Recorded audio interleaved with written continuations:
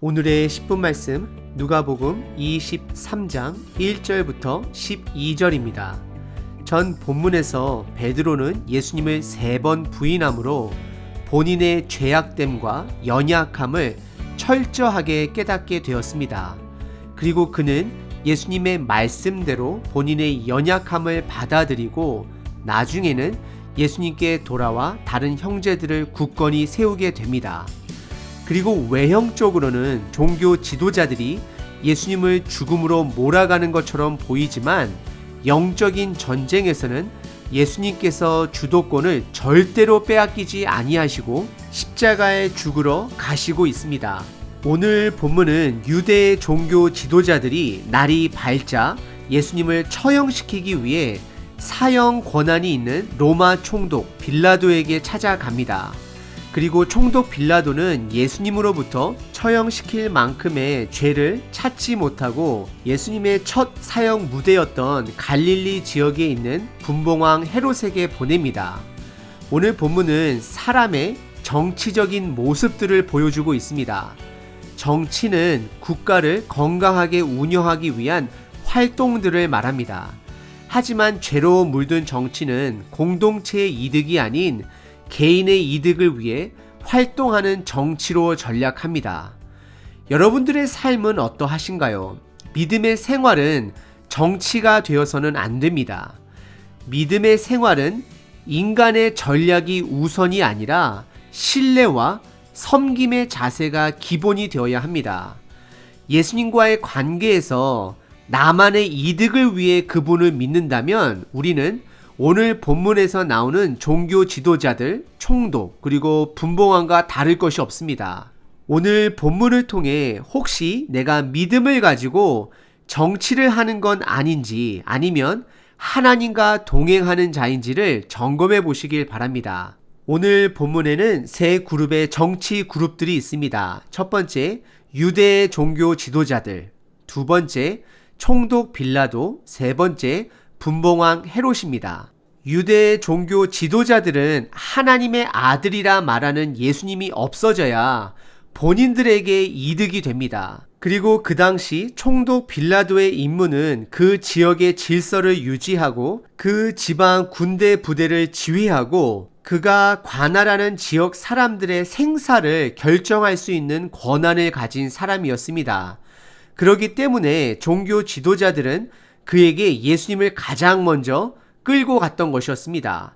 하지만 빌라도는 예수님을 처형하는데 혹시 안정이 깨질 수 있기 때문에 조심스러운 입장을 취합니다. 그는 누가복음에서 예수님이 죄가 없다라는 것을 23장에서 3번을 선포하게 됩니다.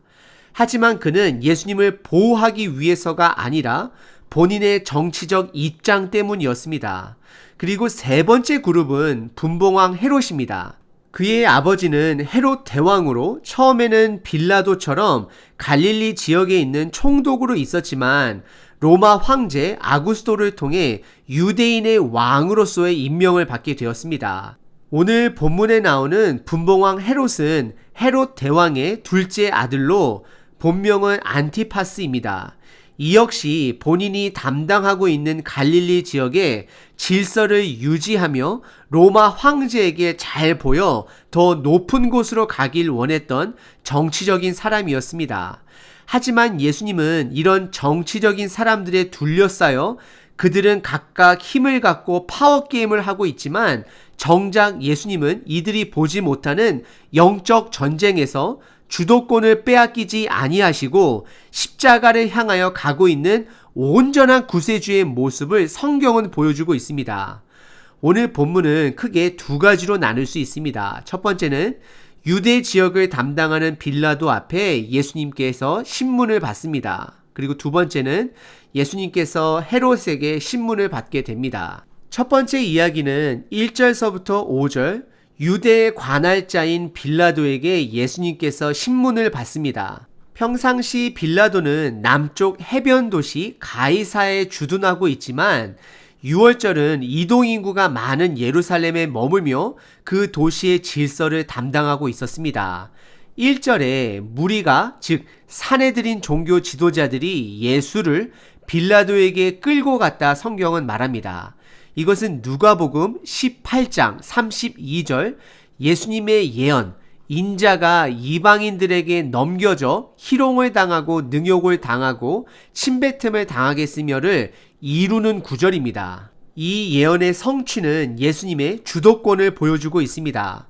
그리고 종교 지도자들은 빌라도가 예수님을 처형시킬 수 있도록 2절에 3가지 죄목으로 그를 고발합니다. 첫 번째는 예수님의 거짓 가르침으로 인한 사람들의 혼란을 고발합니다.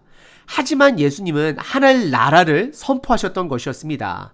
두 번째는 로마에 세금 내는 것을 금지시켰다 말합니다.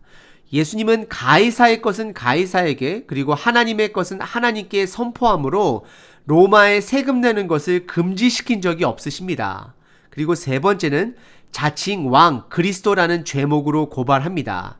이 3가지는 빌라도가 예수님을 처형시킬 수밖에 없었던 죄목들이었습니다. 빌라도는 그 지역의 반란을 없애야 했고 세금은 로마인들에게 있어서 매우 중요한 것이고 예수님을 왕으로 여기는 것은 로마 황제와의 대립관계를 말하는 것입니다. 그래서 3절에 빌라도는 예수님에게 너가 유대인의 왕이냐 물어봅니다. 그리고 예수님께서는 내 말이 옳도다 답을 합니다. 그리고 빌라도가 23장에서 3번의 예수님이 죄가 없다라고 고백하는 것 중에 첫 번째로 예수님의 죄가 없다라고 4절에 선포합니다. 그러자 5절에 유대 종교 지도자들이 더욱 강하게 빌라도를 밀어붙이며 그가 갈릴리에서부터 소동을 일으켜 여기 이스라엘까지 그 소동을 몰고 온 자라 말하게 됩니다. 그리고 오늘 본문의 두 번째 부분인 6절서부터 12절에 예수님께서 헤롯 분봉왕에게 신문을 받게 됩니다. 6절과 7절에 빌라도는 예수가 갈릴리 지역에서 소동을 시작했다라는 말을 듣고 갈릴리 지역 담당자인 헤롯에게 예수를 보내게 됩니다. 그리고 8절에 헤롯은 예수님을 만나게 되어 매우 기뻐한다라고 성경은 말합니다. 이는 그가 예수님의 기적 소문을 듣고 그 기적을 직접 보기를 원했고 눈으로 확인하고 싶었던 것이었습니다. 그래서 8절에 그의 소문을 들었으므로 보고자 한지 오래였고 또한 무엇이나 이적 행하심을 볼까 바라던 연고라라고 성경은 말합니다. 하지만 9절 헤롯의 여러 질문에도 예수님은 침묵으로 대답하지 않습니다. 이것은 우리들에게 긴장감을 줍니다. 그리고 10절에 종교 지도자들은 힘써 고발해 보지만 11절에 처형을 결정하기보다는 예수님을 업신여기고 희롱하고 빛난 옷을 입혀 다시 빌라도에게 돌려보냅니다. 헤롯이 예수님께 빛난 옷을 입힌 것은 헤롯의 2가지 의미가 담겨 있습니다. 첫 번째는 예수님에게 아무런 위협될 만한 것을 찾지 못했다라는 것을 말하는 것이고 두 번째는 예수님을 업신여기기 위해 그를 왕의 모습으로 빛난 옷을 입혀주며 조롱했던 것이었습니다. 그리고 성경은 12절에 헤롯과 빌라도가 전에는 서로 경쟁하며 밟고 밟히는 사이였지만 예수님 사건으로 인하여 서로에게 큰 악감정 없이 서로가 왔다 갔다 하는 교류가 있음을 헤롯과 빌라도가 전에는 원수였으나 당일에 서로 친구가 되었다라고 표현을 합니다.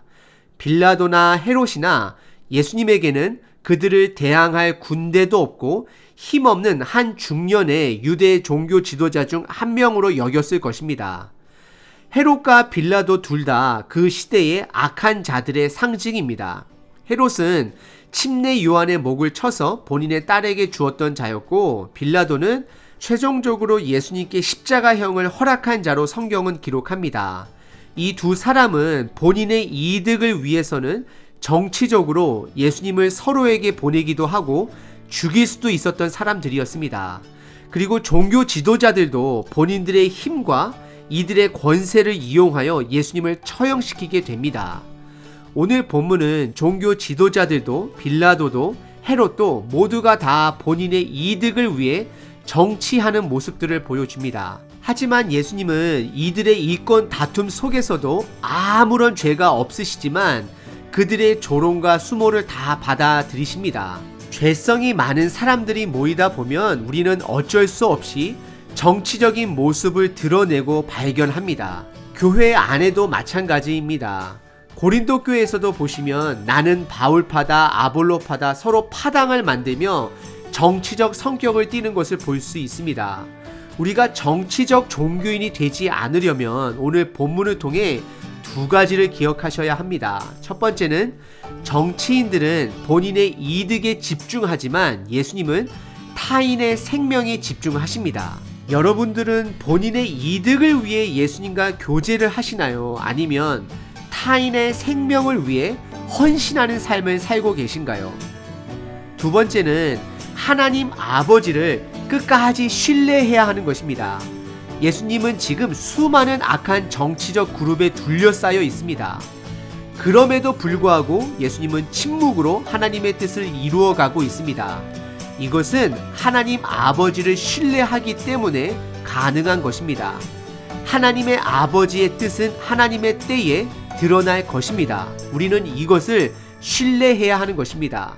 지금 우리들이 아무리 악한 상황에 처해 있다 할지라도 결국 그분의 뜻은 이루어질 것이라는 것을 믿고 신뢰해야 하는 것입니다. 오늘 하루도 하나님을 신뢰함으로 타인을 위해 과감하게 희생할 줄 아는 저와 여러분 되시길 바랍니다.